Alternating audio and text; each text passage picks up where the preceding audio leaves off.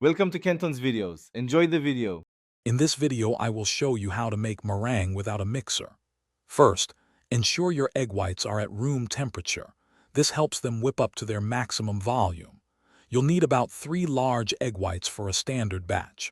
Also, make sure your mixing bowl and whisk are impeccably clean and free of any grease, as even a tiny bit can prevent the egg whites from stiffening properly. This preparation is key to a successful, airy meringue. Now let's talk technique. Grab a large, sturdy whisk and a deep, narrow bowl. This shape helps contain the egg whites and build volume. Start whisking the egg whites with slow, consistent circular motions.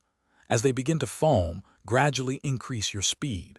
Remember to incorporate air by lifting the whisk slightly with each stroke, creating a light, foamy texture. Consistency is more important than brute force here. Once your egg whites reach soft peaks, meaning they hold their shape but the tip flops over, it's time to add the sugar. Slowly incorporate about 100 grams of superfine sugar, 1 tablespoon at a time, while continuously whisking. This gradual addition helps the sugar dissolve completely. Keep whisking until the meringue is glossy, smooth, and forms stiff, firm peaks that stand straight up when you lift the whisk.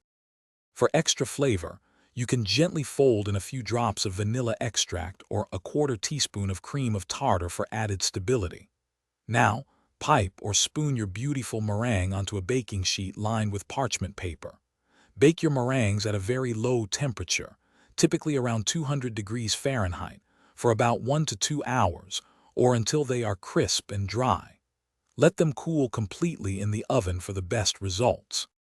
Thanks for watching. Consider subscribing if we helped you.